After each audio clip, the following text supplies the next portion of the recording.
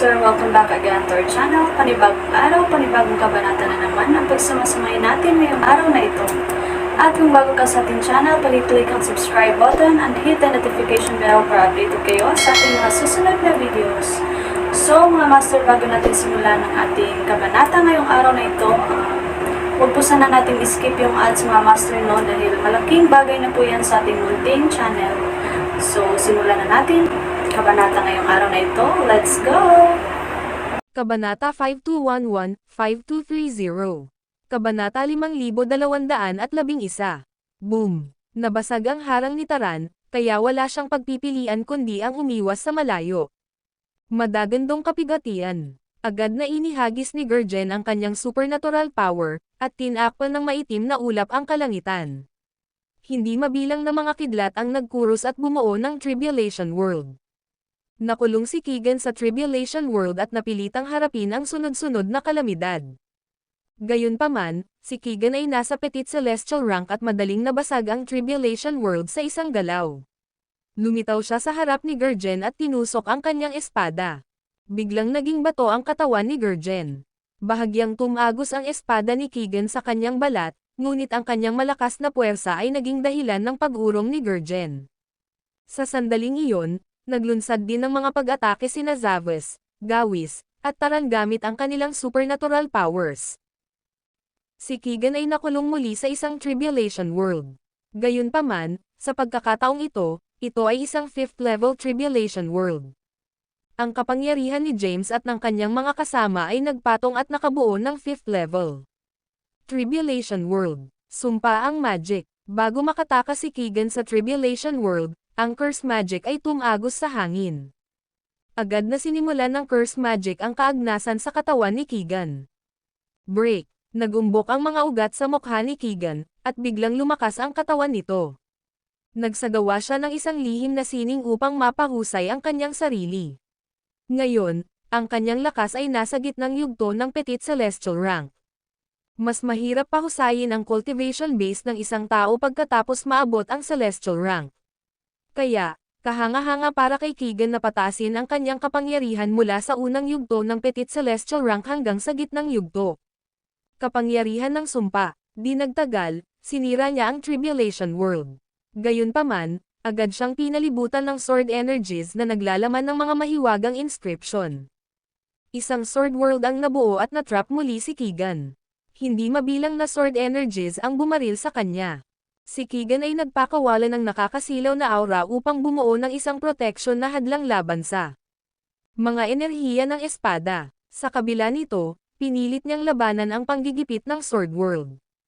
Ang kanyang katawan ay unti-unting itinulak pababa mula sa langit, at siya ay bumagsak sa lupa. Nahati ang lupa, at patuloy na kumakalat ang mga bitek. Madaling talunin ni James si Keegan ng mag-isa.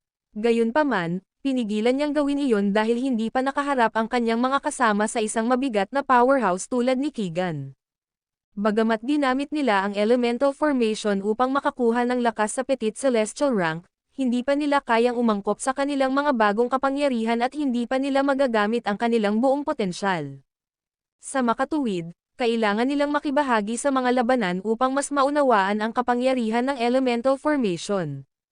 Si James at ang kanyang mga kasama ay nagpatawag ng sword energies at pinagsama ang mga ito sa isang maraming kulay na higanteng espada. Ang espada ay naglaslas sa hangin, na nagdulot ng mga bitek sa buong di umano'y matatag na walang laman. Tiningnan ni Keegan ang higanteng espada na may malungkot na ekspresyon. Itinaas niya ang kanyang espada at nagpakawala ng malakas na pagsabog ng enerhiya. Ang kanyang enerhiya ay bumaril patungo sa langit na parang dragon, at pagkatapos ay sinundan niya ito. Boom! Nagbanggaan ang dalawang malalakas na puwersa at agad na nabasag ang Sword World. Mabilis na umatras si James at ang kanyang mga kasama ngunit naipit si Keegan sa pagitan nila. Magulo ang buhok ni Keegan, at basang-basa ang katawan niya sa dugo. Humihingal siya ng masama ang tingin sa 5 tao sa paligid niya. Ang video na ito ay edited by Urban Storytelling. Kabanata 5212. Si Keegan ay mukhang nabugbog. Mahigpit ang pagkakahawak niya sa kanyang basag na espada, na nabahiran ng pula ng kanyang dugo. Sa kabilang banda, maayos naman ang takbo ni James at ng kanyang mga kasama. Tinitigan siya ng mga ito ng may kalmadong ekspresyon.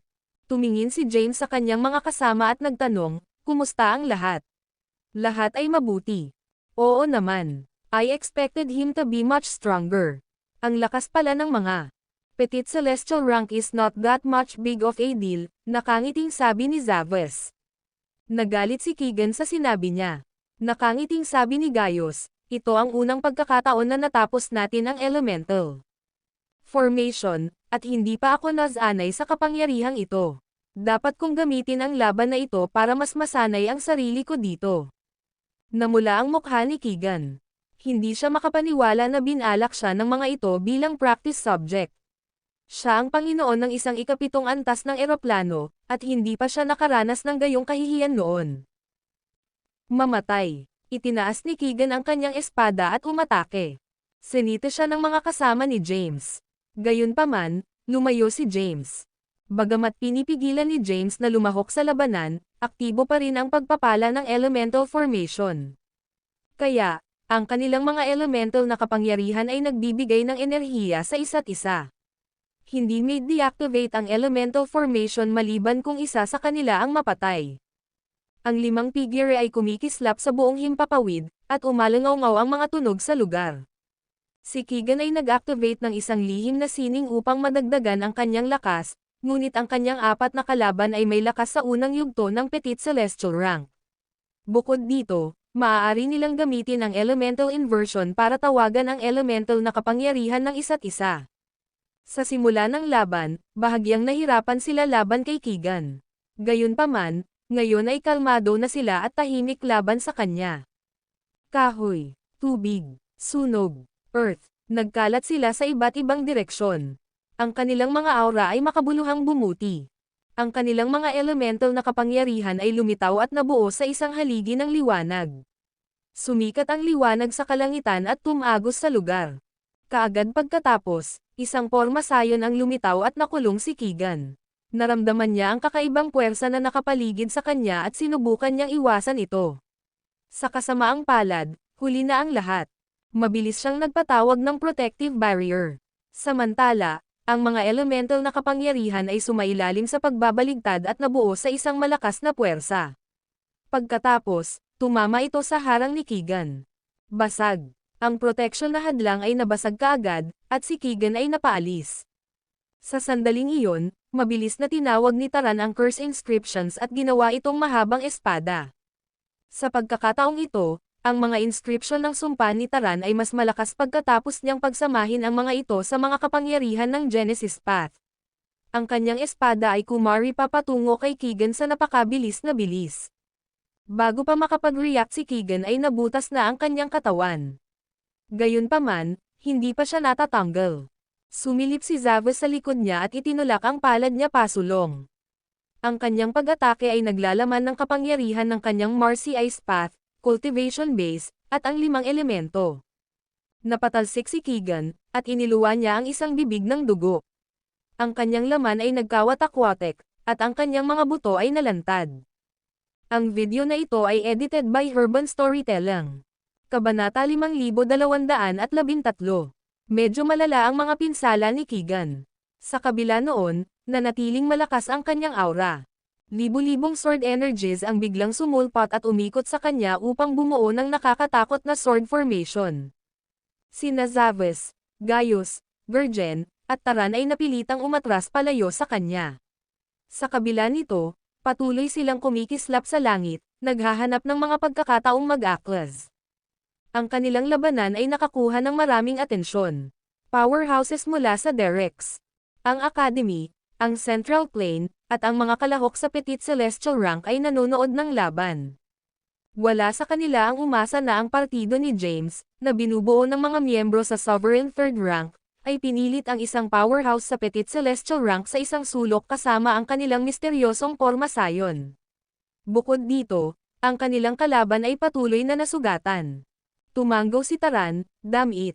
Gumagamit siya ng napakalakas na sword energy para protektahan ang kanyang sarili.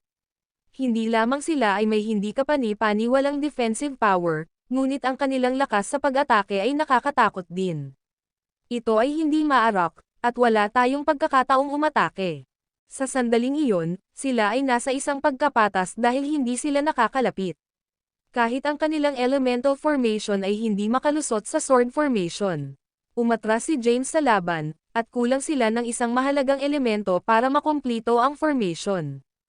Kung wala siya, ang kanilang mga kapangyarihan ay mas mababa. Swoosh! Hindi mabilang na sword energies ang pumalibot sa katawan ni Keegan. Ang kanyang mahabang espada ay nakaturo sa harap, at ang ilang sword energies ay sumabog patungo kay Taran. Mabilis na umatras si Taran at nagpatawag ng mga inscription upang harangan ang pag-atake.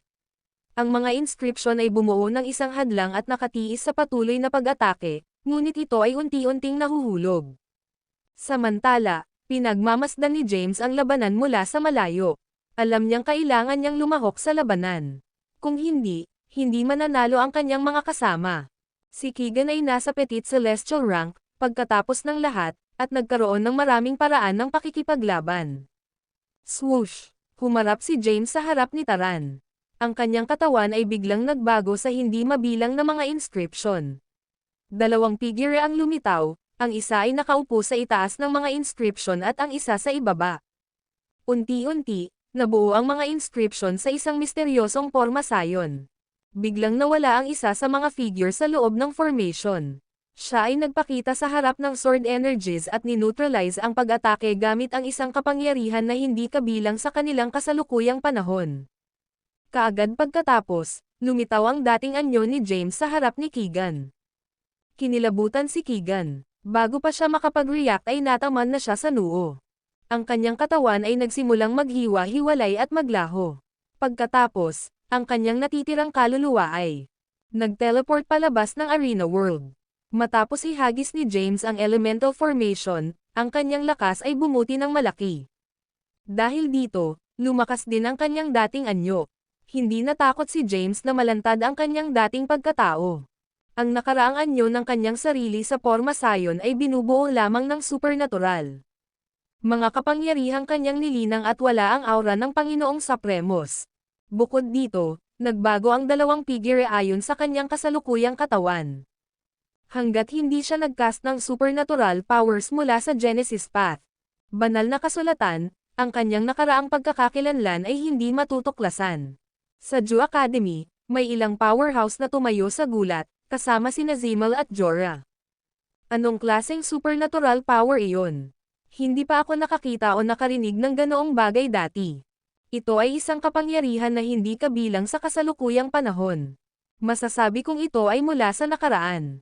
Ang mga powerhouse ay nagpahayag ng kanilang pagkagulat. Nararamdaman ng lahat na ang dating anyo ni James ay may kapangyarihan na hindi kabilang sa kanilang panahon.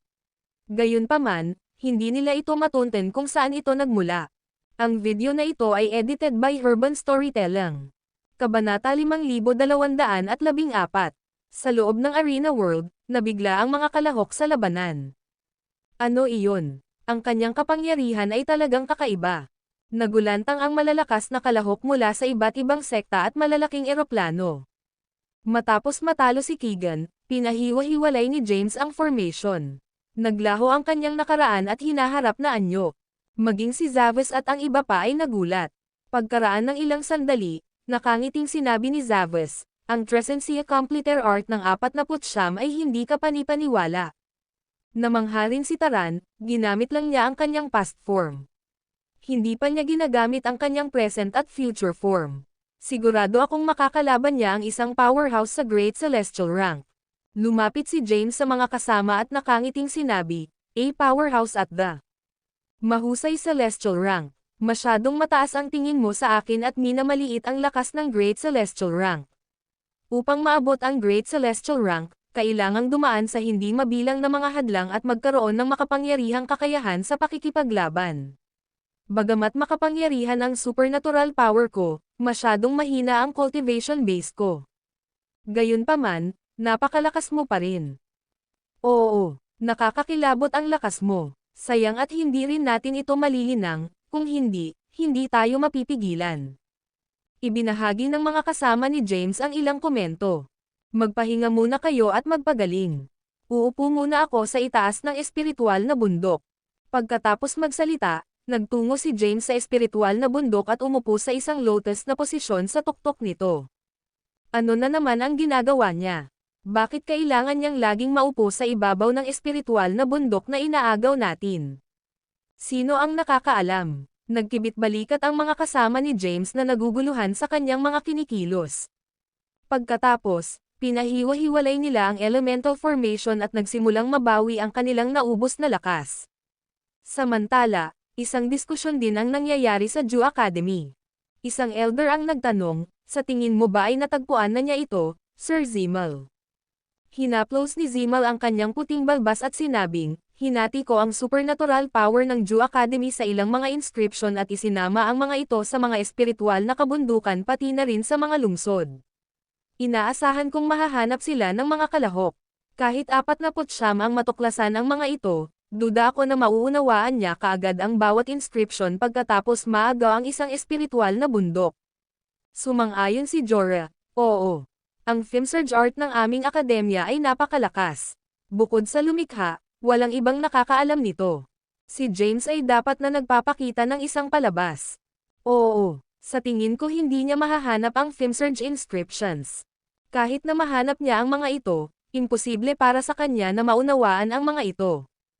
Oo, magiging kahanga-hanga kung mahahanap pa niya ang isa sa mga inscription. Hindi ko akalain na matutuklasan niya ang lahat ng ito. Maraming talakayan ang nangyayari sa labas ng Arena World. Samantala, ang iba pang powerhouse na sumangkop na sa mga espiritual na bundok ay nag-aalala. Maliwanag na sinisikap ni James na sakupin ang lahat ng espiritual na kabundukan at mga lungsod, ayon sa kanyang mga ginawa kamakailan. Alam nilang aatakehin niya sila sa madaling panahon. Maging si Keegan, isang powerhouse sa Petit Celestial rank, ay inalis. Bagamat kumpiyansa silang kunin si Keegan, nag-alala sila pagkatapos nilang makita. Ipinakita ni James ang napakalaking lakas. Marami sa kanila ang naliligaw, naghahanap ng solusyon. Naisip pa nga ng ilan na makipagsanib puwersa sa iba pang espiritual na bundok. Gayunpaman, hindi sila masyadong pamilyar sa isa't isa. Lahat sila ay mula sa iba't ibang puwersa at maging sa mga eroplano. Hindi lamang sila hindi kilala, ngunit ang ilan sa kanila ay may masamang pakikitungo. Kaya, imposible ang pagsanib puwersa. Si James ay nakaupo sa isang lotus na posisyon sa espiritual na bundok ng ilang sandali.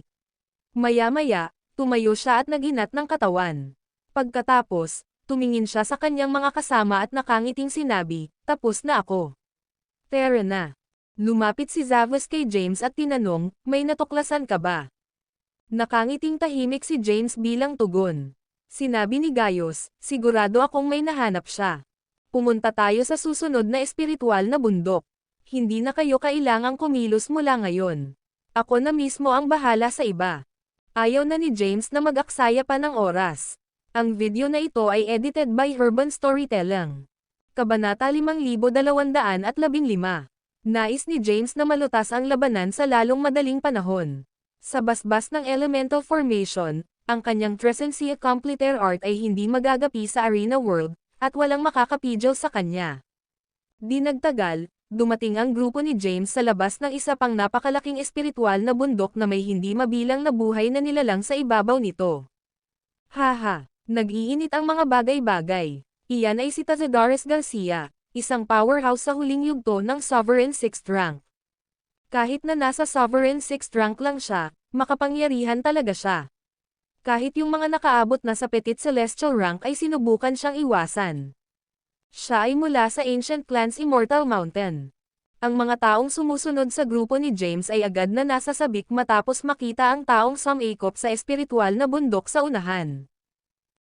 Ang Immortal Mountain ng Ancient Clan ay isa sa mga pangunahing puwersa sa Central Plain. Si Tazedares ay isang alagad ng sinaunang angkan. Bagamat si Tazedares ay nasa Sovereign 6th rank lamang, mayroon siyang napakalaking lakas. Binigyan siya ng espesyal na titulo ang pinakamalakas na powerhouse sa Sovereign rank. Walang sino man sa Sovereign rank ang maihahambing sa kanya. Hindi pa siya natalo sa ibang tao sa parehong ranggo. Bukod dito, nagawa pa niyang masaktan ng husto ang ilang mga kalaban sa Petit Celestial rank. Bilang resulta, maraming mga powerhouse sa Petit Celestial rank mula sa ibang mga eroplano ang paraan sa kanya. Bagaman si Tazedores ay nasa huling yugto lamang ng Sovereign 6th rank, mas malakas siya kaysa kay Keegan. Nagtataka ako kung magagawa nilang masakop ang espiritual na bundok na ito. Maraming manonood ang naghihintay sa laban. Si James at ang kanyang mga kasama ay lumutang sa labas ng espiritual na bundok. Dahan-daang tumayo si Tazedores at tumingin sa grupo ni James. Mapaglaro siyang tumawa at sinabing, dapat ay may hiling kang kamatayan na dumating para hamanin ako. Ang kanyang 4 na kasamahan ay agad na nag-activate ng Elemental Formation. Ang Elemental Formation ay parang isang supernatural power na maaari lamang i-cast sa kanilang 5 upang madagdagan ang kanilang kapangyarihan. Matapos ma-activate ang Elemental Formation, ang kanilang mga aura ay bumuti ng malaki. Nasa unahan si James kasama ang mga kasama sa likod niya. Mag-away tayo. Umalangaw-ngaw ang boses ni James sa buong kalangitan. Kung sabik kang mamatay, tutuperin ko ang hiling mo. Nagpakawala si Tazedores ng makapangyarihang aura at tumalon sa kalangitan. Biglang nawala si James sa lugar, at kumalat ang mga inscription sa buong kalangitan. Pagkatapos, lumitaw ang isang nakakatakot na porma sayon. Ang porma sayon ay agad na bumalot kay Tazedores, at isang mapang uyam na presyon ang bumagsak sa kanya. Kinailangan niyang pakilyusan ang lahat ng kanyang lakas para lumaban. Sa kabila noon, pilit pa rin siyang tumakas. Tere, break na, sigaw niya, at dumaloy ang kanyang kapangyarihan para salakayin ang porma sayon. Gayunpaman, ang pagbuo ay masyadong mahiwaga. Matapos tumama ang kanyang kapangyarihan sa porma sayon, bigla itong nawala. Sa sandaling iyon, lumitaw sa likuran niya ang nakaraan at hinaharap na anyo ni James. Pagkatapos, umatake sila. Gustong iwasan ni Tazedores ang mga ito, ngunit hindi siya nakagalaw sa porma sayon. Sabay-sabay na umatake ang mga past at future forms ni James. Nakatayo lamang si Tazedores nang walang magawa sa kawalan habang ang kanyang katawan ay nawala. Ang lahat ay nabigla sa nakita, kabilang ang mga nasa Martial Celestial rank na nanonood mula sa labas. Ang video na ito ay edited by Urban Storytelling. Kabanata 5216. Si Tazedores ay isang disipulo ng Ancient Clan's Immortal Mountain at kinilala bilang pinakamalakas na powerhouse sa loob ng Sovereign rank. Gayunpaman, wala siyang pagkakataong lumaban at agad na pinatay. Ngumiti si Zimal, na nanunood mula sa pangunahing bulwagan ng Juada Demi. Pagkatapos, sinabi niya, akala ko siya ay isang mapagmataas na tao para sa paghiling ng mga mapagkukunan mula sa isang 8 antas ng eroplano para sa isang entrepot. Hindi ko ine-expect na may kakayahan siya. Tumayo si Jorah, sinulyapan ang iba pang elder sa main hall, at sinabing, kukunin ko siya bilang aking disipulo. Mas mabuting huwag kayong maglakas loob na agawin siya sa akin. Mabilis na inangkin ng dakilang elder ng Ju Academy si James bilang kanyang disipulo. Sa loob ng Arena World, nakaupo pa rin si James sa ibabaw ng bagong nakuhang espiritual na bundok. Walang nakakaalam kung ano ang pinagkakaabalahan niya, maging ang kanyang mga kasama. Samantala, ang mga powerhouse na nakakuha ng iba pang espiritual na bundok ay nagtipon-tipon. Marami sa kanila ay kabilang sa makapangyarihang mga sekta at eroplano. Nakakatakot sila, maging si Tazedores, isang alagad ng Immortal Mountain ng Ancient Clan, ay napatay ng ganoon kadali. Atake nila tayo sa lalong madaling panahon, kaya dapat tayong magkaisa at alisin sila. Kung hindi, isa-isa nila tayong kukunin. Nagmungkahi ang isa sa mga kalahok sa Petit Celestial rank. Pumayag ka, ako rin. Dapat tayong magsanib puwersa para patayin muna sila. Ilang iba pa ang nagpahayag ng kanilang pagsang-ayon. Ang mga powerhouse na sumikop sa mga espiritual na bundok ay tinalakay kung paano aalisin ang partido ni James. Ang iba pang mga kalahok na sumikop sa 10 lungsod ay hindi interesadong kumilos dahil may tiwala sila sa kanilang sarili. Sila ay mga mahuhusay na prodigy mula sa Central Plain at ang pinakamahusay sa pinakamahusay. Noong nakaraan, natalo nila ang hindi mabilang na mga magsasaka upang makarating sa kung nasaan sila ngayon. Kahit na nagpakita ng matinding lakas si James, wala silang intensyon na makipagsanib puwersa sa iba pang kalahok. Bukod dito, interesado silang makita kung paano malalampasan ni James ang krisis. Maraming mga kalahok sa Petit Celestial rank at ang Sovereign 6th rank ang nagkakaisa para paksain sila. Ang natitirang mga kalahok ay medyo matigas. Hindi magiging madaling kalaban ang Jasper Plain Grove ng Valiant Alliance.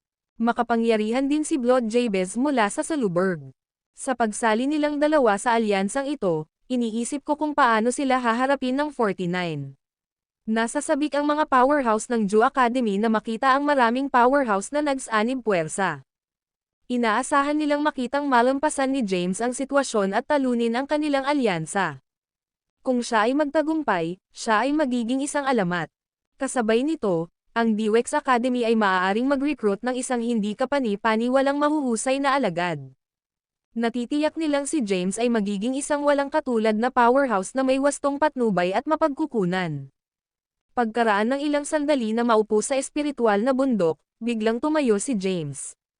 Nagulat sa kanya si Zavos na may tame time na tono. Sa panahong ito, ang kasalukuyang mga may-ari ng natitirang espiritual na mga bundok ay nagsanib puwersa. Oh, bahagyang nagulat si James. Kaagad pagkatapos, tumawa siya at sinabing, hayaan mo na sila. Makakatipid ako ng oras para mahanap sila isa-isa. Ang kasalukuyang sitwasyon ay hindi mukhang optimistiko para sa amin. Ayon sa narinig naming balita, mayroon silang mga 5 powerhouse sa Petit Celestial rank at maraming powerhouse sa Sovereign 6th rank. Ang mga kalahok na ito ay mula sa mga pangunahing eroplano at puwersa. Kaya, dapat silang magkaroon ng kakaibang supernatural powers. Nakangiting sagot ni James, so what? Maaabot mo rin ang Petit Celestial rank gamit ang Elemental Formation. Walang alinlang ang sinabi ni Taran, kahit na makukuha natin ang lakas ng Petit Celestial rank, ang ating cultivation rank ay medyo mahina pa rin. Wala talaga tayo sa Petit Celestial rank at hindi natin mailalabas ang buong potensyal nito. Idinagdag ni Gaius, sa basbas ng Elemental Formation, tayong 4 ay makakaharap sa isang kalaban sa Petit Celestial rank ngunit hindi natin siya kayang patayin. Ang video na ito ay edited by Herban Storytelling. Kabanata 5217. Pagkatapos ng nakaraang labanan, alam ni Zavos, at ng iba pa nakakaunti lang ang maitutulong nila sa pagtatamo ng mga natitirang espiritual na bundok at lungsod. Kung kaya nilang ganap na masakop ang lahat ng mga lugar sa Arena World ay nasa kay James. Mahinahong sinabi ni James, huwag kang mag-alala. Ang kanilang mga kalaban ay ilang mga powerhouse sa Petit Celestial rank at ang Sovereign 6th rank. Kung wala ang Elemental Formation, maaaring kailanganin ni James na ibigay ang lahat ng kanyang paraan sa pakikipaglaban upang makalaban sa isang kalaban sa Petit Celestial rank. Sa kabaligtaran, madali niyang labanan ang isang grupo sa kanila gamit ang mga pagpapahusay ng Elemental Formation. Ayos lang ako basta huwag lang kayong matanggal. Kung mangyayari iyon, wala akong basbas ng Elemental Formation at baka hindi ako manalo. Kaya subukan mong huwag mapatay. Pinaalalahanan sila ni James na protektahan ang kanilang sarili at mabuhay sa anumang paraan. Sa kabila ng kanyang mga salita, buong tiwala siya sa mga ito. Pagkatapos ay activate ang Elemental Formation, ang kanilang mga lakas ay mapapabuti din ng malaki. Kahit na hindi nila ganap na maibigay ang lakas ng Petit Celestial rank, maprotektahan man lang nila ang kanilang sarili. Inunat ni James ang kanyang katawan at sinabing, tara na. Mabilis na umalis ang kanyang grupo sa espiritual na bundok. Noong nakaraan, si James ay nagtayo ng mga pormasayon upang protektahan ang espiritual na bundok na kanilang nasakop. Gayunpaman, hindi na siya nag-abala pang gawin iyon dahil ang karamihan sa mga powerhouse na sumakop sa iba pang espiritual na bundok ay nagsanib puwersa. Kung tungkol sa mga taong sumusunod sa kanila, hinayaan niya sila. Di nagtagal, dumating ang grupo ni James sa isang espiritual na bundok. Sa tuktok ng bundok ay isang siksikan na grupo ng mga nilalang sa anyong tao. Sa kabuuan, mayroong 10,000 sa kanila. Nakatayo sa unahan ang mga powerhouse sa Petit Celestial rank, na sinundan ng mga nasa Sovereign 6th rank. Ang iba ay iba-iba mula sa Sovereign 3rd rank hanggang sa 5th rank. Nandito na sila. Maraming nilalang sa espiritual na bundok ang nanginig matapos makita ang grupo ni James. Kahit na marami silang powerhouses na natipon, nagpakita si James ng nakakatakot na lakas at napatay pa ang pinakamalakas na powerhouse sa loob ng Sovereign rank. Tinitigan ni Amon sa tuktok ng bundok si James at sinabing, sa wakas nandito ka na, 49. Tandaan mo ako. Ako si Jasper Plaingrove mula sa Valiant Alliance. Hindi mahalaga kung saan ka nanggaling. Malapit ka nang matanggal. Nanatiling kalmado si James, ngunit ang totoo, nagalit siya. Ang Valiant Alliance ay isa sa 10 pinakamalakas na puwersa sa Central Plain.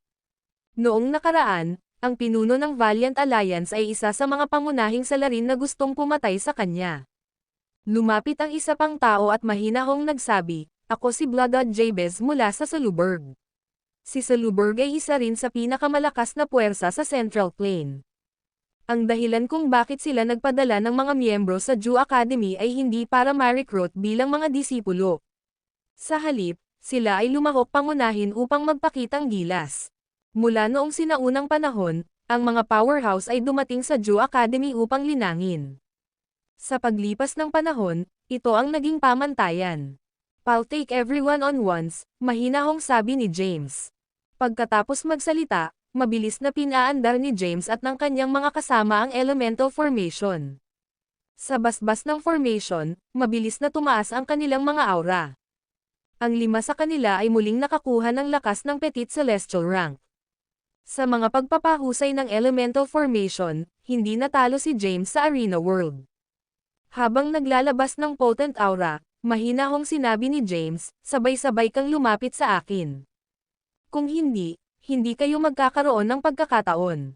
Umalangaw sa buong lugar ang confident na boses ni James. Ang video na ito ay edited by Urban Storytelling.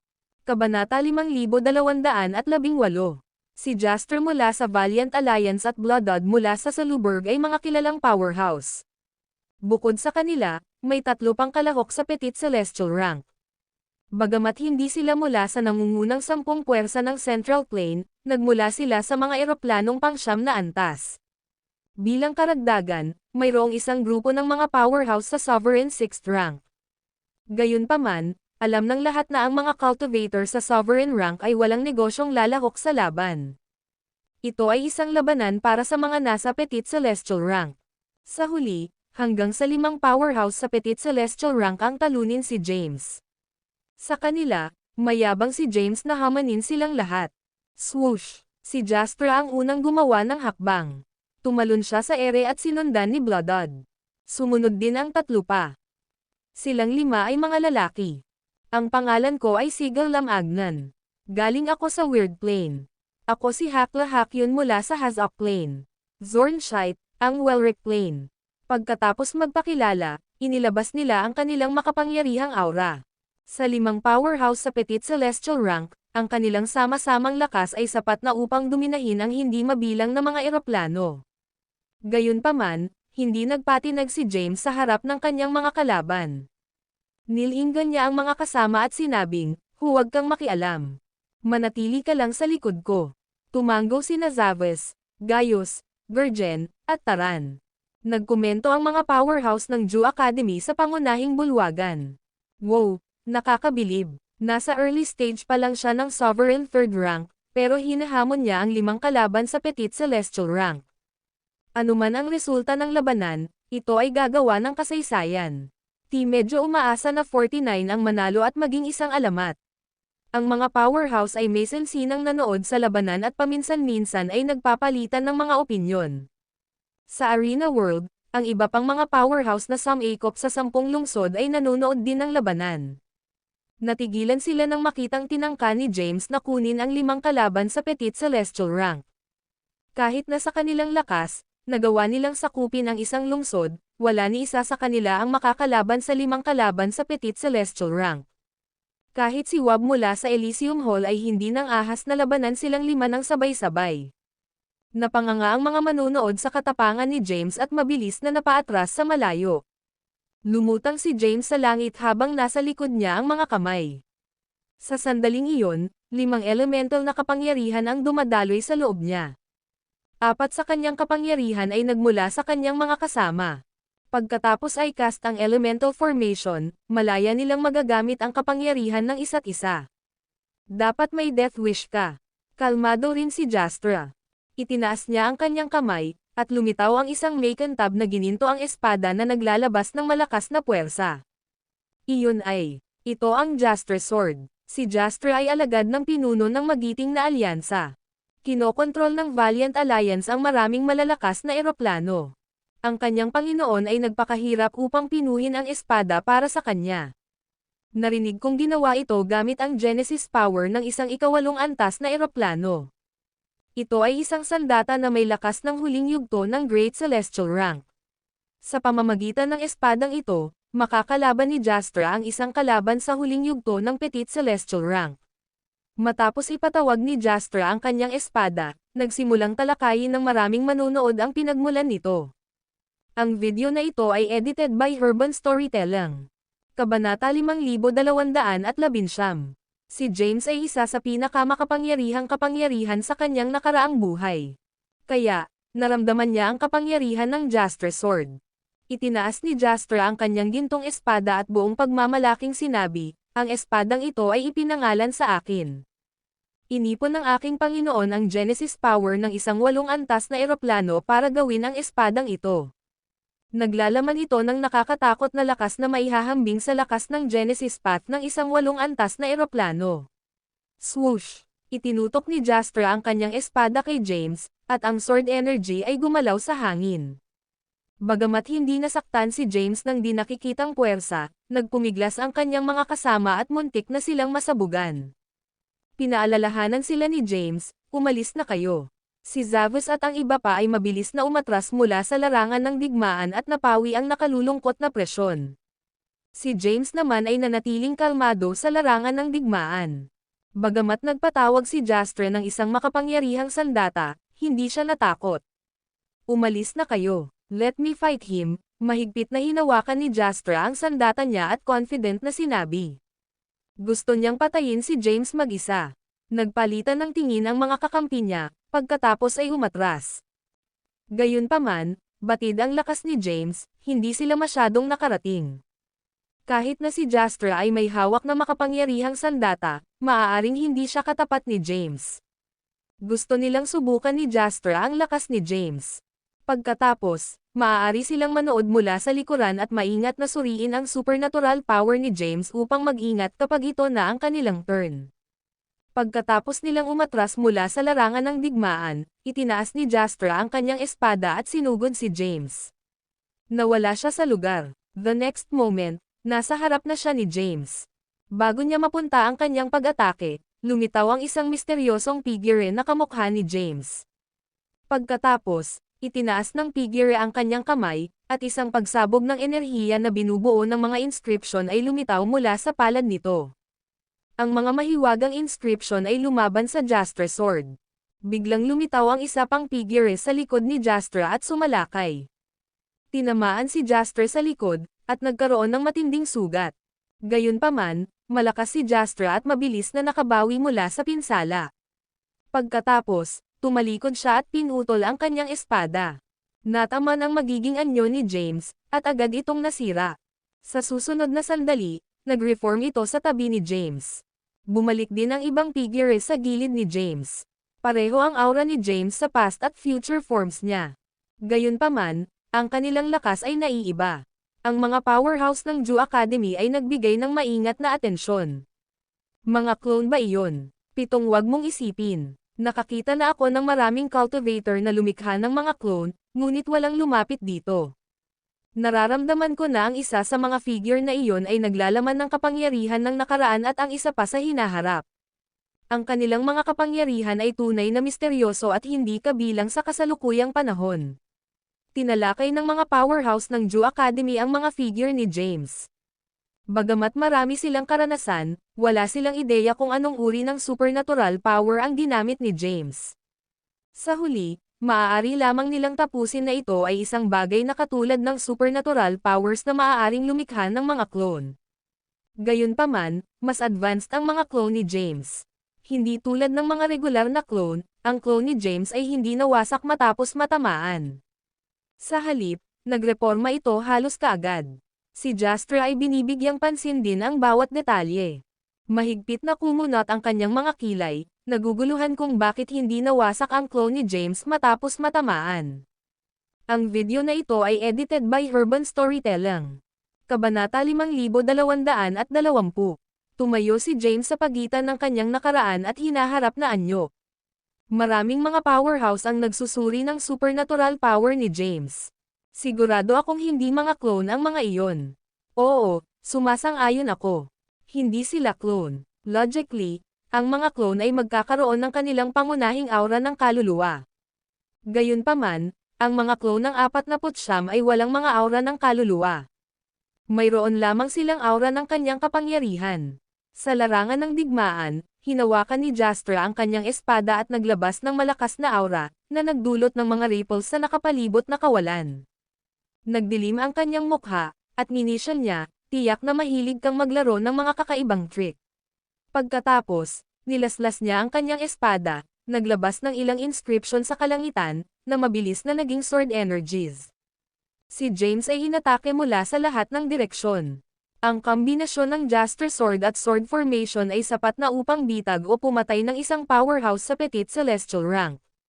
Gayunpaman, nawala ang pangunahing katawan ni James nang lapitan siya ng sword energies. Sa susunod na sandali, isang malakas na pormasayon ang lumitaw at hinigop ang sword energy. Pagkalipas ng ilang segundo, ang sword energies ay naaninag sa Jastra. Mabilis na umiwas si Jastra, at bumagsak sila sa lupa. Dumagundong. Ilang bundok ang nawasak, at isang malawak na hukay ang nabuo sa lupa. Lumapit si Jastra sa tabi ng kanyang mga kaalyado at sinabing, medyo may kakayahan siya. Dapat sabay tayong lumaban. Sige, tumanggo ang mga kakampi niya. Ipinatawag ng 4 ang kanilang mga armas. Dahil sila ay mula sa makapangyarihang background, mayroon silang mga armas na umabot sa Great Celestial rank, na nangangailangan ng maraming trabaho sa paggawa. Ang kani-kanilang mga sekta at puwersa ay gumastos ng maraming mapagkukunan upang ang kanilang mga disipulo ay makakuha ng magandang resulta sa pagtatasa ng Ju Academy. Magkatabi sina Jastra, Bloodod, Sigil, Hakla, at Zorn. Bigla silang naglunsad ng aksyon ng sabay-sabay. Ang pormasayon sa unahan nila ay nagsimulang umikot, mabilis na hinihigop ang lakas ng kanilang mga pag-atake. Di nagtagal, ang pormasayon ay nagkawatak-watek sa hindi mabilang na mga inscription at kumalat sa lugar. Ang pormasayon ay biglang nagbago malapit sa Zorn, na mula sa Welric Plain. Ang Welric Plain ay isang 9 na antas ng eroplano. Makapangyarihan si Zorn, ngunit siya ay nakulong at hindi makawala. Naramdaman niya ang malakas na pressure na dumudurog sa kanya, at kinailangan niya ang lahat para labanan. Sa kabila nito, nagsimulang magkaroon ng mga sugat sa buong katawan niya. Swoosh! Sa sandaling iyon, lumitaw ang nakaraan at hinaharap na anyo ni James sa pormasayon. Pagkatapos, agad nilang sinimulan ang pag-atake kay Zorn. Si Zorn ay ganap na hindi makakilos at hindi makalaban. Nasaktan na siya ng kapangyarihan ng formation. Hindi niya nagawang labanan ang mga pag-atake. Sa ilalim ng walang humpay na pag-atake, ang katawan ni Zorn ay nawala. Siya ay sumangga sa manipis na hangin, at ang kanyang kaluluwa ay na-teleport palabas ng arena world. Ang pagkatalo ni Zorn ay nangyari sa isang kisap mata, at ang kanyang mga kaalyado ay hindi makapag-react sa oras. Sa sandaling iyon, inilabas ni Jastra, Bloodod, Sigil, at Hakla ang lahat ng kanilang lakas at inatake ang pormasayon. Gayunpaman, ang pagbuo ay solid. Binubuo ito ng mga simpleng inscription mula sa mababang antas ng mga eroplano, ngunit kapag pinagsama, sila ay makapangyarihan. Ang video na ito ay edited by Urban Storytelling. Kabanata 5221. Sa halip na ang Genesis Path Scripture, ginamit lamang ni James ang mga inscription mula sa Endless Plane. Kahit nawala ang elemental formation, tiwala si James na talunin ang kanyang mga kalaban gamit ang mga ordinaryong inscription sa kabila na nasa sovereign 3rd rank lang siya. Madaling na-neutralize ng formation ni James ang mga atake ng kalaban.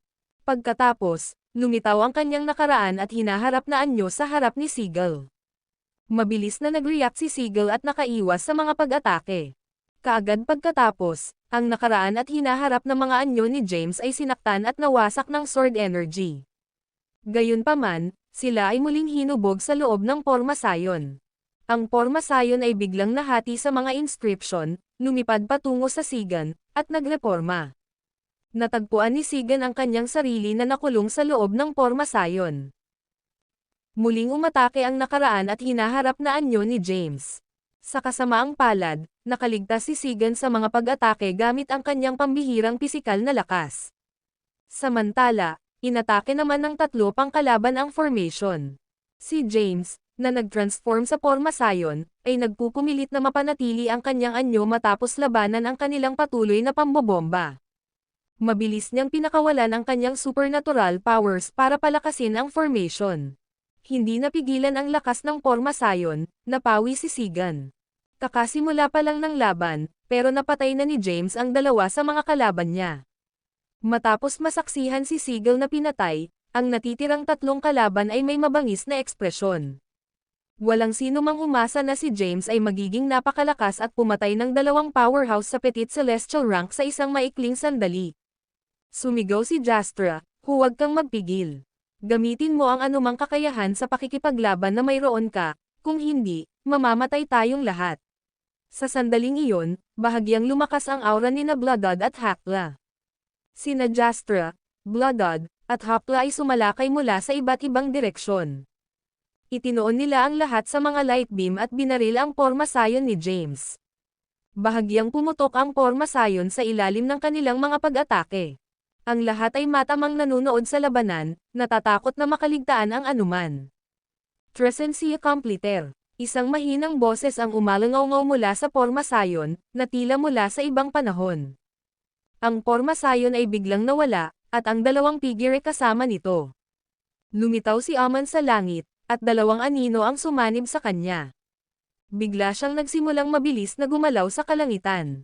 Makalipas ang ilang segundo, sumabog ang mga katawan ni Jastra, Bloodod, at Hakla. Pagkatapos ng kanilang kamatayan, ang kanilang mga kaluluwa ay inilipat palabas ng Arena World. Pagkatapos ng labanan, nagkaroon ng patay na katahimikan. Maging ang mga powerhouse sa Ju Academy ay masyadong nabigla para magsalita. Ilang saglit pa ay nagpahayag sila ng kanilang pagkamangha. Pinatay niya lang ba sila sa isang galaw? Pinatay niya ang tatlo sa kanila. Anong klaseng supernatural power iyon? Bakit napakalakas nito? Samantala, ang natitirang mga kalahok na nagtataglay ng iba pang mga espiritual na bundok ay natakot. Ang video na ito ay edited by Urban Storytelling. Kabanata 5222. Pinatay ni James ang 5 powerhouse sa Petit Celestial rank na madaling nagsanib puwersa. Ang resulta ng labanan ay hindi inaasahan. Matapos maalis ni James ang 5 sa kanila, nasa sovereign rank ang mga natitira niyang kalaban. Bagamat ang kanyang mga kalaban ay may pambihirang pag-iral sa ilang mas mahihinang eroplano, hindi sila kahanga-hanga kumpara sa iba pang mga kalahok sa pagtatasa ng Ju Academy. Hawakan mo. Tatanggalin natin ang sarili natin. Nang makita ng mga natitirang miyembro ng alyansa ang mga mata ni James na nakatitig sa kanila, agad silang nagkusa na umalis sa Arena World. Nang makita silang umalis, pinahiwa-hiwalay ni James ang Tresensia Completer at Elemental Formation. Maya-maya, sumama na sa kanya ang mga kasama niya. Iyon ba ang kompletong Tresensia Completer art? Tumingin si Zavos kay James nang may paghanga. Alam niyang matagal nang nilinang ni James ang Tresensia Completer art. Gayunpaman, hindi pa niya ito nakita ng buong lakas. Nagulat siya na sobrang nakakatakot ang supernatural power. Maaari mo ba akong turuan ng Tresensia Completer art? Naintriga si Taran sa makapangyarihang supernatural power. Kung linangin niya ito at itataas ang kanyang ranggo sa paglilinang, halos hindi na siya magagapi sa hindi mabilang na mga eroplano. Nakangiting sagot ni James, unfortunately, hindi maituturo. Kahit na sinubukan ko, hindi mo ito maiintindihan o malinang. Napansin ni Gaius ang maputlang mukha ni James at nag-aalalang nagtanong, nasugatan ka ba? Ang Tresensia Completer art ay mabisa. Gayunpaman, nakakapagod para kay James na pagsamahin ang kanyang kasalukuyan at hinaharap na anyo. Hindi siya magkakaroon ng lakas na ihagis ito kung hindi dahil sa basbas ng Elemental Formation. Matapos niyang isagawa ang Tresensia Completer art, halos maubos ang kanyang enerhiya. Kailangang ilihim ito ni James. Kung hindi, malalaman ng mga tagalabas ang kanyang kahinaan. Sa kabutihang palad, ang kanyang kahinaan ay pansamantala lamang. Hanggat naabot niya ang Petit Celestial rank, kaya niyang ihagis ang Tresensia Completer art ng walang pag-aalala. Mas mabuti pa, hindi niya kailangang mag-alala na maubusan siya ng enerhiya kung babalik siya sa Martial Celestial rank. Ayos lang ako, casual na sagot ni James, pagkatapos ay umakyat sa espiritual na bundok. Umupo siya sa isang lotus na posisyon at nagsimulang ibalik ang kanyang naubos na enerhiya. Matapos magtagal sa bundok, umalis si James sa susunod nilang destinasyon. Walang nakakaalam kung ano ang ginagawa ni James sa mga espiritual na bundok. Sa puntong iyon, inalis ng grupo ni James ang makapangyarihang mga kalahok na sumangkop sa espiritual na mga bundok. Sa Arena World, ang 10 lungsod lamang ang natitira. Ang mga sumangkop sa 10 lungsod ng Arena World ay mga kilalang powerhouse na may magagandang background mula sa Central Plain. Sila ay alinman sa mga direktang inapo ng makapangyarihang puwersa o mga panginoon ng eroplano. Kaya, bawat isa sa kanila ay nagtataglay ng nakakatakot na supernatural powers. Ang mga manunood sa labas ng Arena World ay kumukulo sa pag-asa matapos makita si James na umalis sa huling espiritual na bundok. Andito na tayo. Magsisimula na ang totoong palabas. Ang mga laban hanggang ngayon ay larong pambata lang. Ito na ang huling oras para sa kawili-wiling bahagi. Nasasabik ang mga powerhouse ng Ju Academy. Ang video na ito ay edited by Urban Storytelling. Kabanata 5223.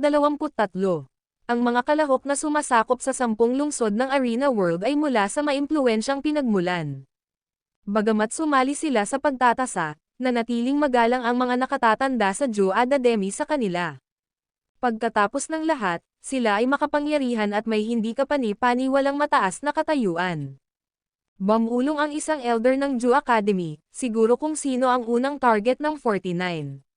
Dahan-daang hinaplos ni Zimal ang kanyang balbas at nakangiting sinabi, bagaman ang 49 ay nakabisado na ang isang kahangahangang supernatural na kapangyarihan, kailangan pa rin niyang umasa sa kanyang mga kasama para mapahusay ang kanyang lakas.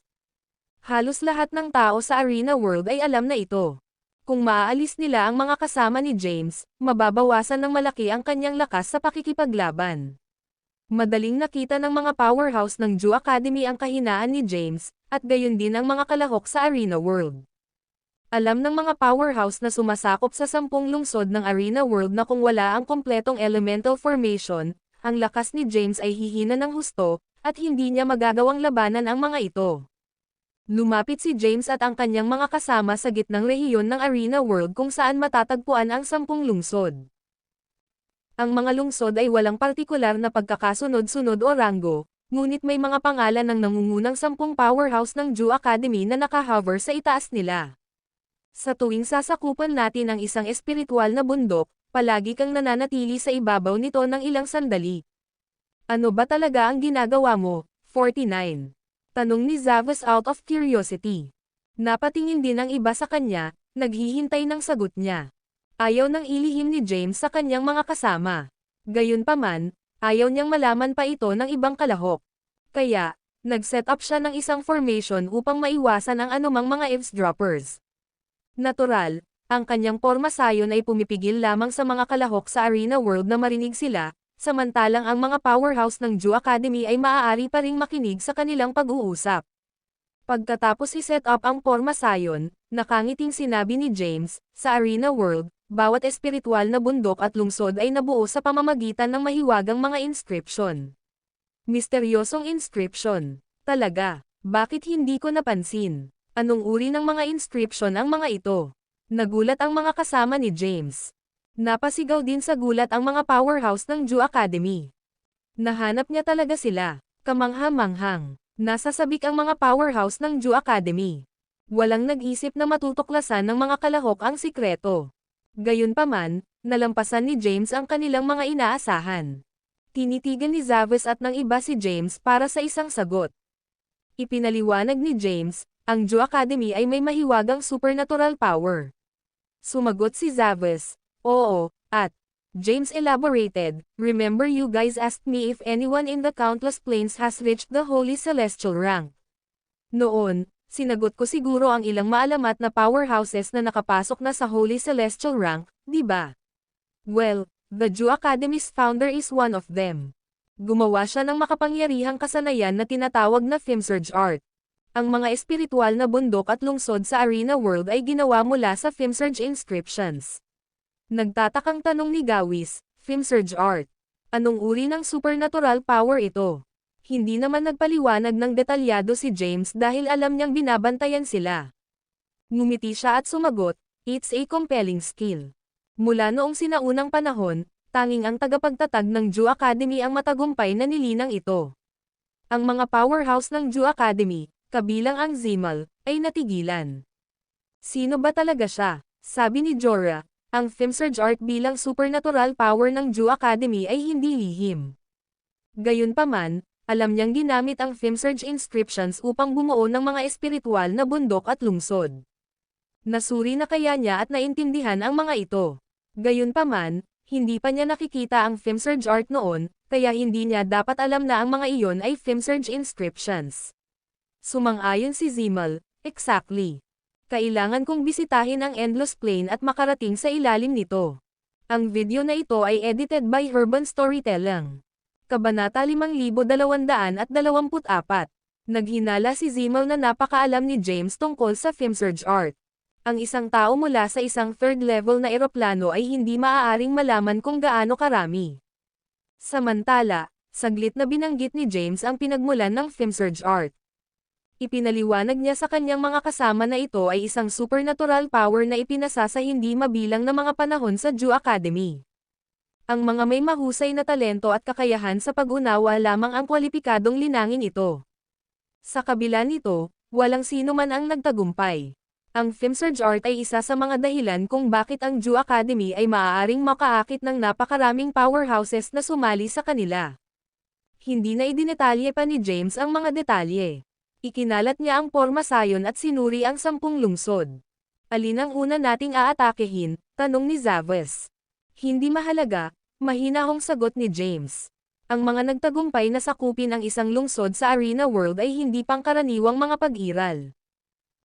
Ang kanilang lakas ay halos pareho, at ni isa ay walang magawa sa isa.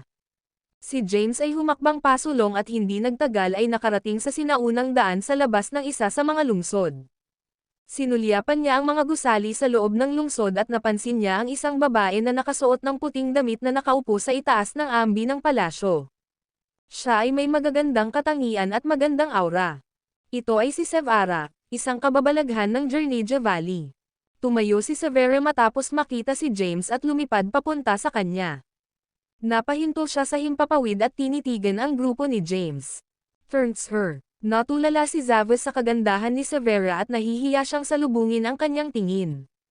Hinatak niya ang manggas ni James at bamulong, punta muna tayo sa ibang lugar."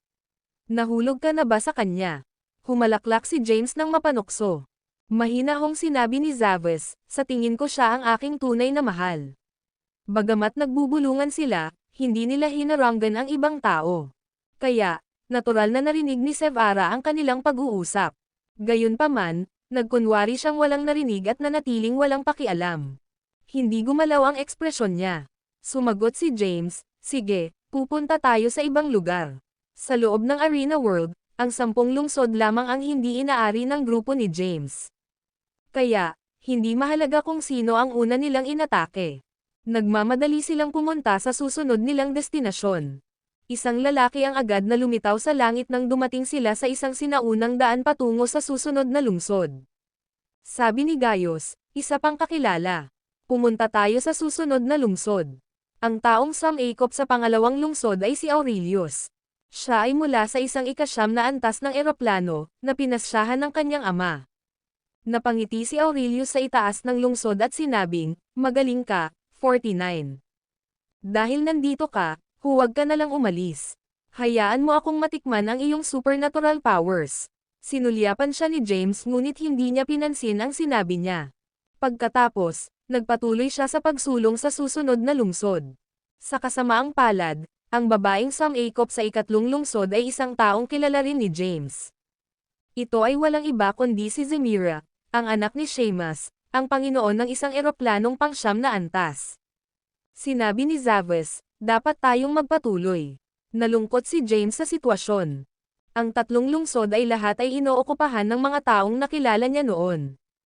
Nagpatuloy ang grupo sa pagsulong at hindi nagtagal ay nakarating sa susunod na lungsod. Ang video na ito ay edited by Urban Storytelling. Kabanata 5225. Nang lumitaw si James at ang kanyang mga kasama sa labas ng lungsod, isang nakakatakot na aura ang biglang lumitaw mula sa lungsod.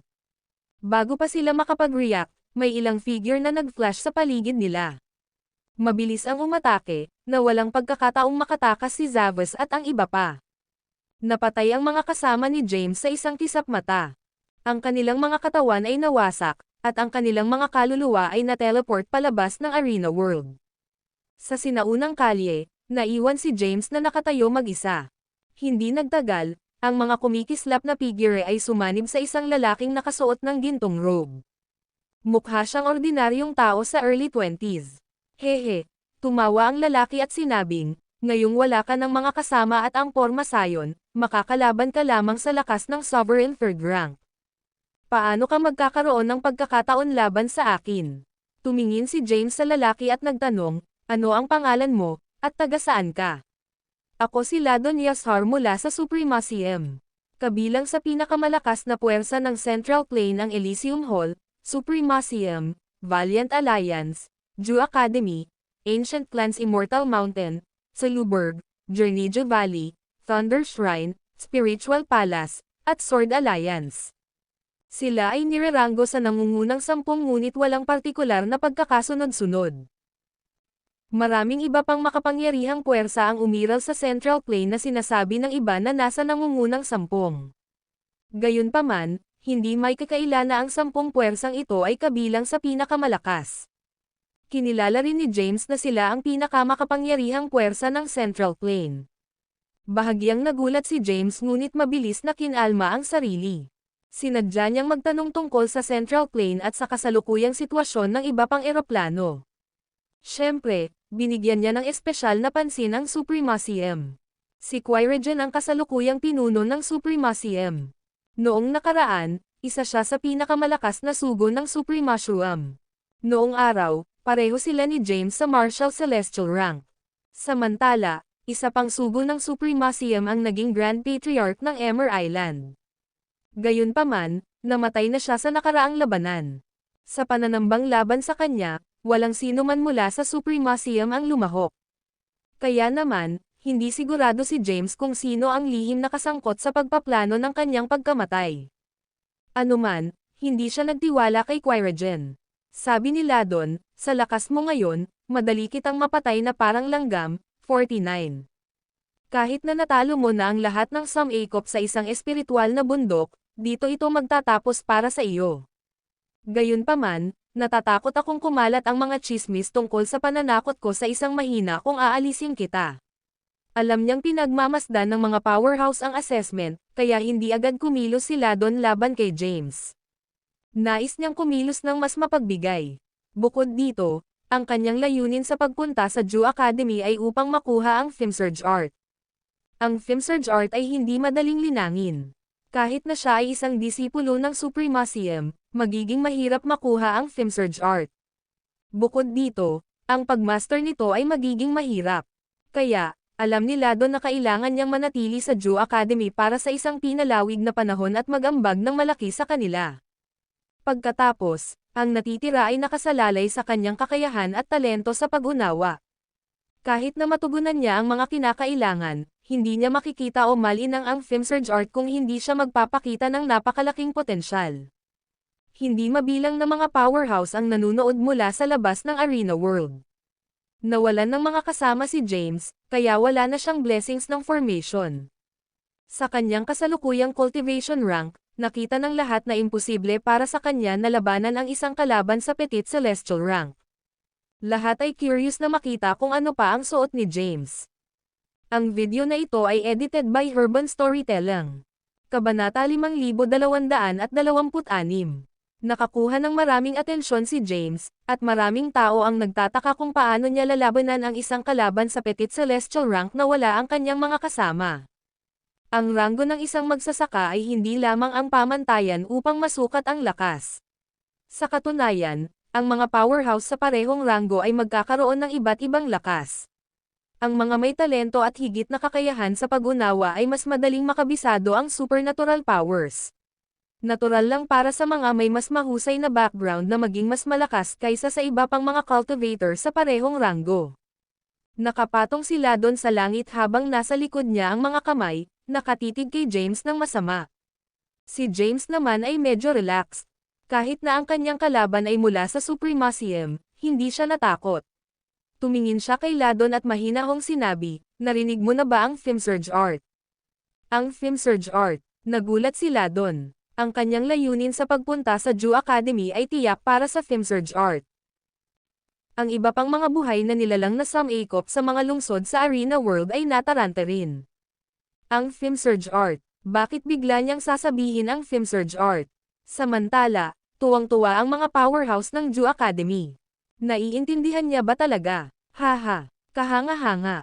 Inayos ni Ladon ang kanyang sarili at nagtanong, "Syempre, narinig ko na ang tungkol sa Filmsurge Art. Ito ang supernatural power ng Jew Academy. Ito rin ay sinasabing isa sa nangungunang 10 supernatural powers na umiiral sa lahat ng eroplano. Maraming mga powerhouse ang umiral sa buong Central Plain, pati na rin ang iba pang mga eroplano. Mula noong sinaunang panahon, maraming maalamat na figure ang namumukod-tangi at lumikha ng mga pambihirang supernatural na kapangyarihan. Ang Filmsurge Art na kinikilala bilang isa sa nangungunang 10 ay sapat na upang patunayan kung gaano ito kahanga-hanga." Nakangiting sabi ni James, ang lahat ay nakarinig lamang ng mga alamat ng Filmsurge Art at gustong-gustong malaman kung ano ito. "Ngayon, hahayaan kitang masaksihan ang lakas nito." Humagalpak ng tawa si Ladon at kinutya siya, na sinasabing, "Masyado ka ng bluff. Ang Filmsurge Art ay ang supernatural power ng Jew Academy S.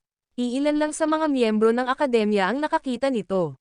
Kahit na ganoon, walang sino man ang nakagawa nito. Gusto kong makita kung paano gagawin ng isang tao mula sa mababang antas ng eroplano ang art." Bahagyang ngumiti si James bilang tugon sa kanyang pangungutya. Nataranta ang mga kalahok sa Arena World sa sinabi ni James. Gayunpaman, inaabangan ito ng mga powerhouse ng Jew Academy. Mahinahong sinabi ni James, ang Filmsurge Art ay nahahati sa 6 na yugto. Ang unang yugto ay isang pisikal na pagpapahusay. Pagkatapos magsalita, lumitaw ang mga mahiwagang inscription mula sa kanyang katawan at naging mga mahiwagang kapangyarihan. Binalot ng kapangyarihan ang kanyang katawan, at nagbago ang kanyang pisikal na katawan. Sa isang maikling sandali, ang pisikal na lakas ni James ay bumuti ng husto. Pagkatapos, nagpatuloy siya, na nagsasabi, ang pangalawang yugto ay isang pagpapahusay ng dugo. Kaagad pagkatapos, ang kanyang kapangyarihan sa linya ng dugo ay nagbago at naging mas makapangyarihan. Ang ikatlong yugto ay isang pagpapahusay ng kaluluwa, na sinusundan ng ika-4 na yugto, pagpapahusay ng lakas. Tuloy-tuloy na tumaas ang kaluluwa at lakas ni James habang tumatagos ang boses sa lugar. Ang video na ito ay edited by Herban Storytelling. Kabanata 5227. Sa isang maikling sandali, ang aura ni James ay umabot sa Petit Celestial rank, at ang kanyang lakas ay nalampasan si Ladon. Mula sa 6 na yugto ng Filmsurge Art, 4 lamang ang pinagkadalubhasaan ni James dahil hindi niya nakuha ang mga inscription na nakatago sa loob ng 10 lungsod. Ang huling 2 yugto ay hindi kapani-paniwalang mahirap. Kahit na siya si Lord Supremos sa kanyang nakaraang buhay at may walang katulad na lakas, alam niyang hindi madaling intindihin ang huling 2 yugto. Sa sandaling iyon, tila kakaiba si James. Mukhang lumampas na siya sa mundo nila at mas mataas na nilalang kaysa sa kanila. Bagamat lumulutang siya sa kawalan, nagbigay ito ng hindi tunay na pakiramdam sa lahat. Napapaligiran si James ng mga mahiwagang inscription, na nagpalakas ng kanyang lakas. Pinahusay nila ang kanyang pisikal na katawan, kapangyarihan ng dugo, kaluluwa, at lakas. Kahit na nasa sovereign 3rd rank lang siya, ipinakita niya ang aura ng isang powerhouse sa Petit Celestial rank. Ang mga kapangyarihan ng Jew Academy ay namangha. Ang buong katawan ni Zimmel ay nanginginig ng hindi napigilan habang sinasabi niya, ay ito talaga ang Filmsurge Art. Ilang taon na akong sinusubukang unawain ito ngunit naabot ko lang ang unang yugto. Hindi lamang naramdaman ng 49 ang Filmsurge inscriptions na ginamit upang bumuo ng mga espiritual na bundok, ngunit lubos niyang naunawaan ang mga ito at umabot sa ika-4 na yugto sa napakaikling panahon. Siya ay isang henyo. Dapat natin siyang i-recruit sa ating akademya. Siguradong magiging matatag siyang pundasyon ng Ju Academy. Si Zimal ay napuno ng pananabik at nagsalita sa isang hininga. Matapos mahabol ang kanyang hininga, nagpatuloy siya, na nagsasabing, sa pagkakaalam ko, ang unang 4 na yugto ay medyo ordinaryo.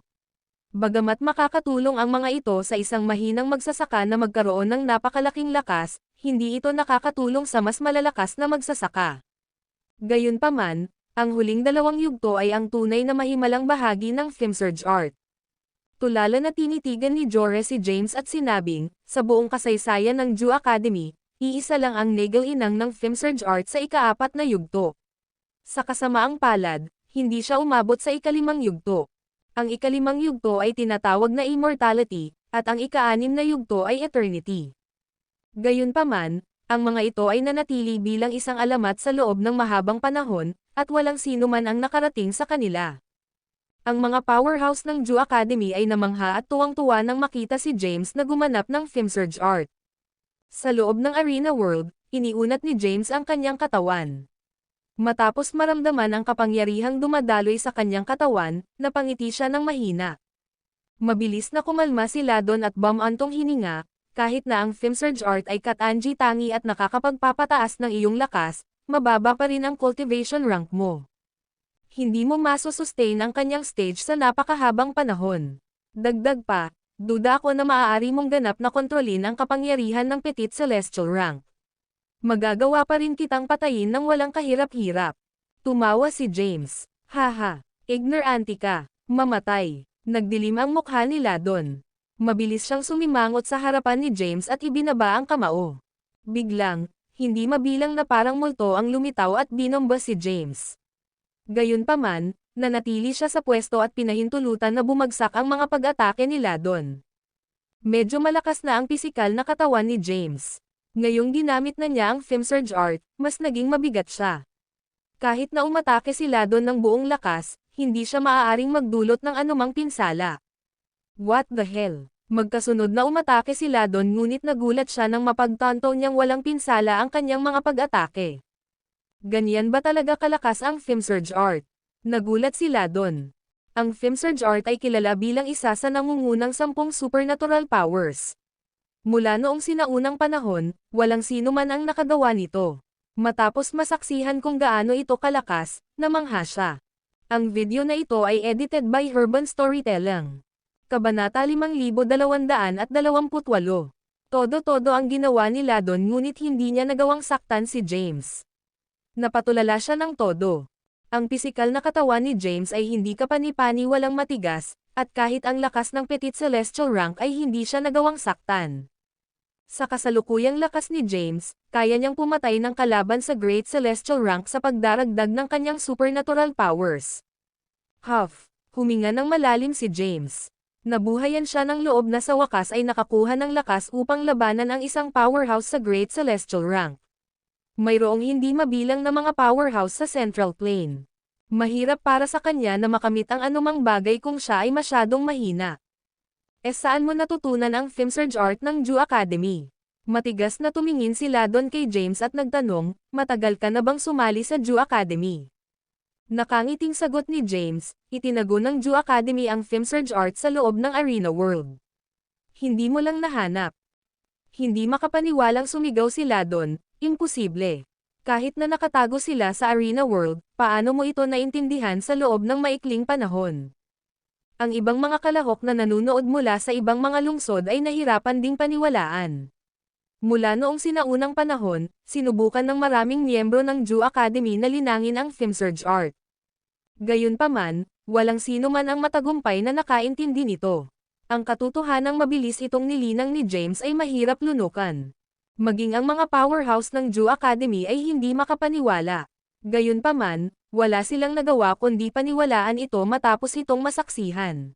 Malamig na sinabi ni Ladon, marami kang pakulo. Gusto kong makita kung gaano kakalakas. Swoosh! Ikinumpas niya ang kanyang kamay, at lumitaw ang isang puting liwanag.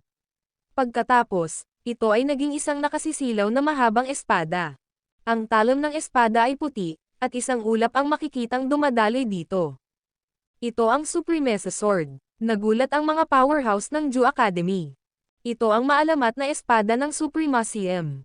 Hindi ko inaasahan na ibinigay ni Qui-Regen ang Supremas Sword kay Ladon. Narinig ko ang tagapagtatag ng Supremacium na gumawa ng espada.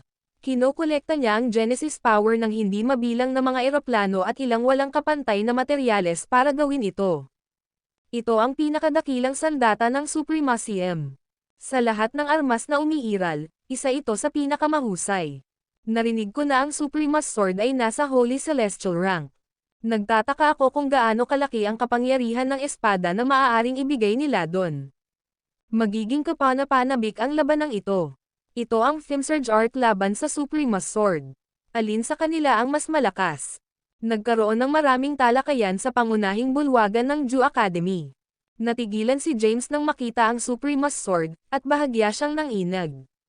Napansin ni Ladon ang nanginginig na katawan ni James at inisip na takot ang kanyang kalaban. Kilalanin ang Supremas Sword, 49. Ito ang pinakamalakas na kayamanan ng Supremacium. Puno ng kumpiyansa si Ladon. Gamit ang Supremas Sword, makakalaban pa niya ang isang powerhouse sa Great Celestial rank.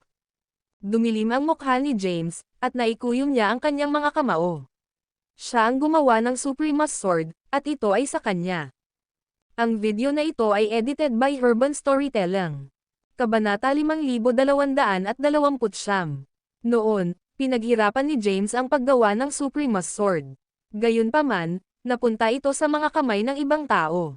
Gusto kong makita kung kaya ng katawan mo ang Supremas Sword. Hinawakan ni Ladon ang Supremas Sword, puno ng kumpiyansa. Bigla siyang nagpakawala ng isang malakas na sword energy, na naglalaman ng Genesis power ng hindi mabilang na mga eroplano. Ang kanyang pag-atake ay nagdulot ng panginginig sa buong arena world, at ang kaharian ay naramdaman na malapit na itong malaglag. Supremas Sword is really powerful, bulalas ni Zimal habang pinalalakas ang arena world. Nagseryoso kaagad si James matapos bunutin ni Ladon ang Supremas Sword. Alam na alam niya ang lakas ng Supremas Sword. Bagaman madali niyang makuha ang espada, ilantad nito ang kanyang pagkakakilanlan at maakit ang kanyang mga dating kaaway. Habang nag-iisip si James, malapit na ang sword energy. Kasabay nito, nagpakita si Ladon kasama ang Supremas Sword at naglazlaz. Kalmadong nakatayo si James sa pwesto. Itinaas niya ang kanyang kamay, pagkatapos ay itinoon ang kanyang mga kapangyarihan at mga inscription upang bumuo ng isang protection na hadlang. Boom! Ang sword energy ay tumama sa protective barrier. Kaagad pagkatapos, nahulog din ang Supremas Sword. Nabasag ang protective barrier ni James at tinamaan si James. Gayunpaman, ang espada ay tumama sa isang afterimage. Lumitaw na sa malayo ang tunay na katawan ni James. Gayunpaman, isang madugong sugat ang nabuo sa kanyang dibdib, at nalantad ang ilan sa kanyang mga buto. Nakakatakot ang Supremas Sword. Bago ito, hindi man lang nakalmo ni Ladon ang 49 nang gamitin niya ang lahat ng kanyang lakas. Pagkatapos hawakan ang Supremas Sword, madali niya itong nasugatan. Ang iba pang mga kalahok na nanunood ng labanan ay nagulat at nagsimulang mag-isip kung sila ay magkakaroon ng pagkakataon laban kay Ladon, na may Supremas Sword. Inisip nila kung anong uri ng supernatural powers at paraan ang kailangan nilang gamitin para makalaban sa Supremas Sword. Mukhang mas malakas ang Supremesa Sword. Hindi naman. Hindi ang Fimsurge Art ang masyadong mahina. 49 na. Maraming powerhouses ang nagdebate sa labanan. Samantala, ibinaba ni James ang kanyang ulo at pinagmasdan ang sugat sa kanyang dibdib. Hindi siya nagulat na nagawang masugatan ng Supremas Sword ang kanyang kasalukuyang katawan. Kung tutuusin, siya ang gumawa nito, at pamilyar siya sa kapangyarihan nito. Natawa si Ladon nang makita niyang sugatan si James. Haha, walang nang ahas na tingnan ang Supremas Sword. Ito ay nilikha ng tagapagtatag ng Supremacium na may Genesis powers ng hindi mabilang na mga eroplano. Ang Supremas Sword ay naglalaman ng mga kapangyarihan ng hindi mabilang na mga eroplano, kahit nakabilang ang Central Plane. Ang pagkakaroon nito ay katumbas ng paglinang sa Genesis Path Scripture. Ha! Ngumisi si James. Naisip niya, paanong ang Supremas Sword ay katumbas ng Genesis Path Scripture. Ang Genesis Path Scripture ay nahahati sa dalawang bahagi. Ang unang bahagi ay tungkol sa paglinang ng Genesis Power.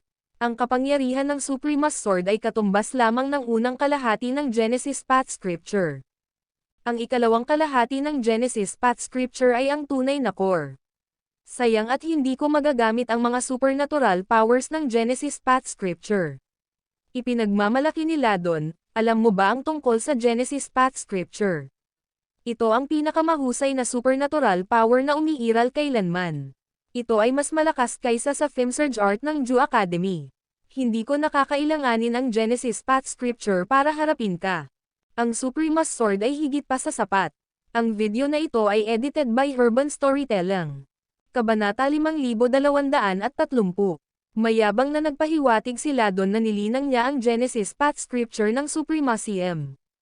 Walang nakakaalam na hindi kailanman ipinasa ni James ang Genesis Path Scripture sa sinuman, kahit sa kanyang mga pinagkakatiwalaan. Sa kasalukuyang buhay niya lang ito na ituro sa iba. Iniwan niya ang Genesis Path Scripture hanggang sa human race ng Endless. Sa hinaharap, ang mga taong umaalis sa Endless Planes ay magiging napakalakas sa Genesis Path Scripture. Gayunpaman, walang nakakaalam sa katotohanan.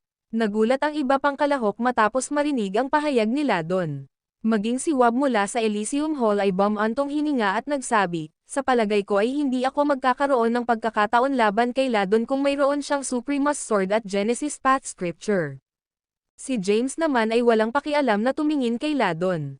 Samantala, mabilis na gumaling ang kanyang mga sugat. So tiwala ka na matatalo mo ako? Mahinahong tanong ni James. Mayabang na sagot ni Ladon, masyadong madaling talunin ka. Gamit ang Suprema's Sword, si Ladon ay may lubos na tiwala sa tagumpay. Pusta tayo, mungkahi ni James. Naiintriga, nagtanong si Ladon, ano ang nasa linya?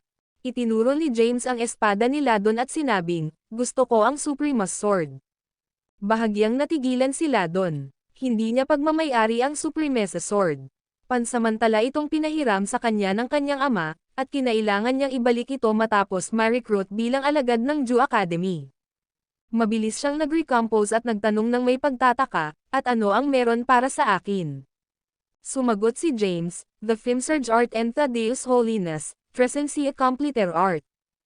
Thaddeus Holiness. Nagulat si Ladon na pamilyar sa kanya ang pangalan ngunit, sa parehong oras, narinig niya ang tungkol kay Thaddeus Holiness ng higit sa isang beses. Gayunpaman, hindi pa niya nakita ng personal si Thaddeus. Ang mga powerhouse ng Jew Academy ay nabalisa. Thaddeus Holiness. Maaaring maging disipulo ni Taddeo ang 49. Ang Thaddeus Holiness ay isang alamat sa mga sinaunang aklat. Narinig na ng lahat ang kanyang pangalan noon, ngunit walang nakakita sa kanya. Nag-e-exist ba talaga siya? Kumpiyansa si James sa pagpapakita ng kanyang supernatural powers sa pagtatasa ng Jew Academy dahil nakaisip na siya ng paraan upang makalabas si Thaddeus Holiness. Hindi mabilang na mga alamat at alamat ang umiiral sa maraming eroplano. Isa na rito si Thaddeus Holiness. Nabalitaan na si Thaddeus ay isa sa iilan na umabot sa Holy Celestial rank. Hindi tulad ng tagapagtatag ng Jew Academy, na nakita ng iba sa nakaraan, si Thaddeus ay hindi kailanman nakita noon. Kaya, si Taddeo, na hindi pa nakita ng sinuman, ang perpektong kalasag. Tumingin si Ladon kay James at nagtanong, ikaw ay disipulo ni Taddeo? Hindi siya direktang sinagot ni James. Sa halip, sinabi niya, ang supernatural na kapangyarihan na nilikha ni Thaddeus ay tiyak na nasa itaas ng Genesis Path Scripture. Ito ay tinatawag na Trescency Compliter Art. Nagamit ko ito sa aking mga nakaraang laban.